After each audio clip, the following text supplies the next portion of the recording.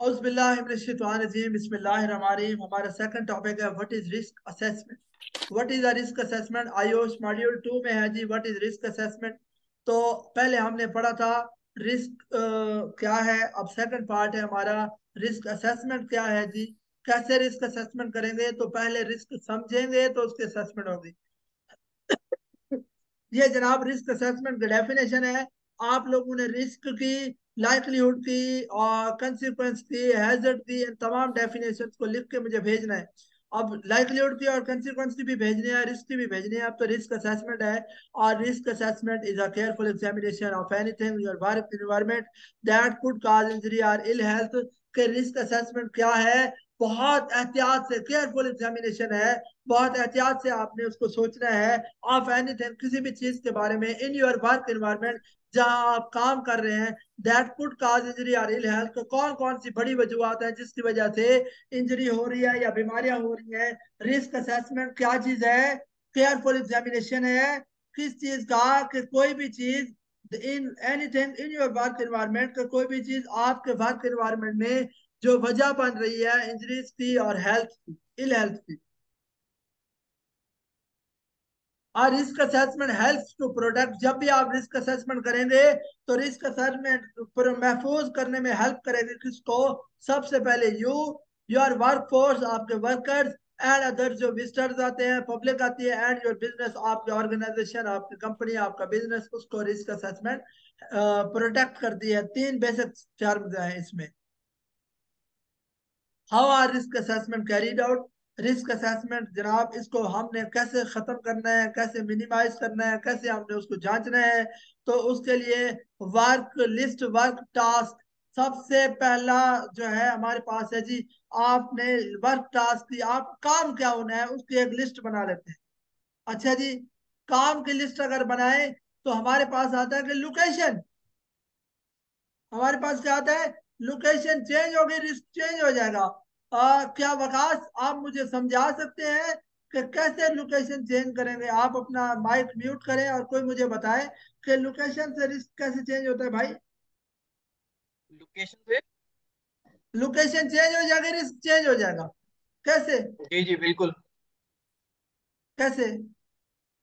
क्योंकि हर लोकेशन की या जगह के अपने हैजर्ड्स होते हैं या रिस्क होते हैं। तो उस जगह पे जहां आप काम करने जा रहे हैं, मे बी जैसे मैं कोल मिल पे काम करने जा रहा हूँ तो उसके अपने हैजर्ड्स होंगे या रिस्क होंगे। अगर मैं बॉयलर हाँ। पे काम करने जा रहा हूँ तो उसके अपने रिस्क होंगे। तो मुझे हर जगह को अपना आइडेंटिफाई करना पड़ेगा कि मैं जॉब क्या करने जा रहा हूँ और किस लोकेशन पे हूँ। तो अब उसके जहाँ, मुताबिक जी अपने सराउंडिंग बिल्कुल एरिया में एग्जैक्ट, जो भी चीजें होंगी। ये बिल्कुल एग्जैक्टली वकास आपने सही फरमाया। अब जब जिस लोकेशन पे जा रहे हैं उस लोकेशन पे भी फिर चेंज हो जाए। क्यों? एक बंदे को काम करना है ग्राउंड फ्लोर पे, एक बंदे को काम करना है 10th फ्लोर पे, तो फिर उनके रिस्क भी चेंज हो जाएंगे। हो जाएंगे। हो जाए। अच्छा जी, हमारे पास है जी पीपल। लोग चेंज हो जाएंगे, रिस्क चेंज हो जाएगा। वो क्यों भाई? लोग चेंज हो जाएंगे। हाँ पीपल हाँ, सेकंड कॉम्पिटेंसी। बात कर। हाँ कॉम्पिटेंसी जबरदस्त भी यार। डिपेंड कर। वकास कहाँ पड़ा हुआ है यार? मैंने सर फातिमा में काम किया हुआ है, तो उधर सेफ्टी का अच्छा हाँ वो था। इधर तो इतना जबरदस्त, अच्छा नहीं है वेरी गुड, लेकिन।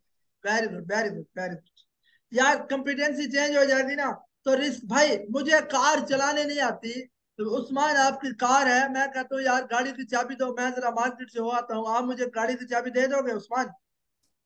नहीं सर। और यार मैं आपका उस्ताद हूँ, कुछ तो ख्याल करो। सर चलानी सर जब चलानी नहीं चलाने है। नहीं आती तो फिर सीधी सी बात है, अगर रिस्क चेंज हो गया ना फिर तो ठोक देंगे जाकर कहीं। तो इस वजह से ऐसे लोग जो कम्पिटेंट लोग नहीं है, जिनको काम नहीं आता, उनको इंडस्ट्री में जॉब भी नहीं मिलती। एक बंदे को ग्राइंडर चलाने नहीं आता, अब उसको ग्राइंडर पकड़ा दे चला भाई, वो क्या करेगा फिर? या अपने नुकसान करेगा या दूसरे का करेगा।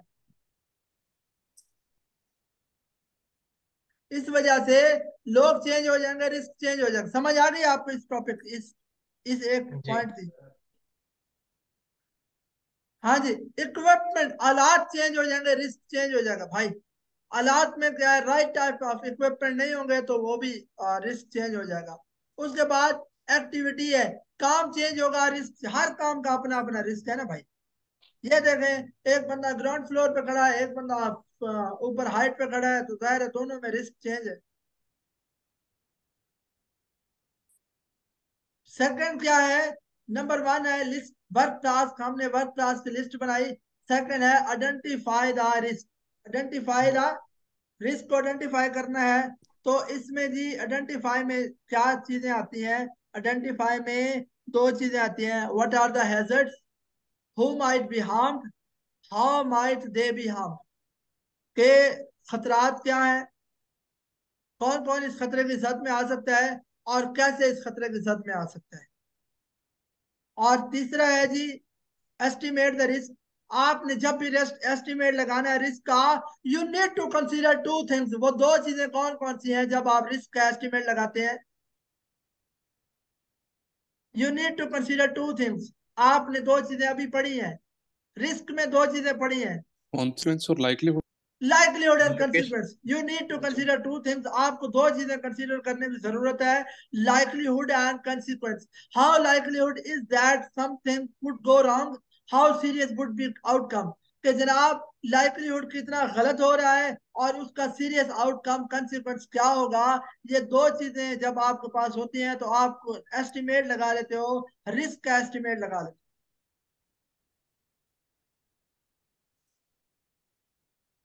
आज का टॉपिक हमारा सिर्फ इतना ही है। आप लोगों ने फर्स्ट मॉड्यूल को देखना है, उसमें आपने जो मॉरल रीजन है, लीगल रीजन है, फिनेंशियल रीजन है, वो लिख के मुझे भेजनी है। उसके बाद उसका जो एक हमने नोट पढ़ा था रिमेम्बर, वो आपने जो कह रहा है कि essential part of your job health and safety, वो आपने लिख के भेजना है। उसके बाद रिस्क क्या है, लाइवलीहुड क्या है, कंसिक्वेंस क्या है, हैजर्ड क्या है, एस्टिमेट द रिस्क क्या है, और ये आप लोग मुझे भेजेंगे। तो आइडेंटिफाई करना है या लिस्ट वर्क टास्क बनानी है, ये लोग आप लोग लिखेंगे सारा, अपनी डायरी पे लिखेंगे। लिख के सारा जो है ना लिख के आपने मुझे भेजना है, याद भी करना है। देन फर्दर हम आगे पढ़ेंगे, क्योंकि अगर आप लोगों को ये आ गया ना तो अगले टॉपिक की समझ बहुत अच्छे से आएगी। और अगर ये भी ना आया ना तो अगले टॉपिक की समझ नहीं आएगी। इस वजह से आज इस वीडियो को यहाँ पे, आज के लेक्चर को हम यहाँ पे क्लोज करेंगे।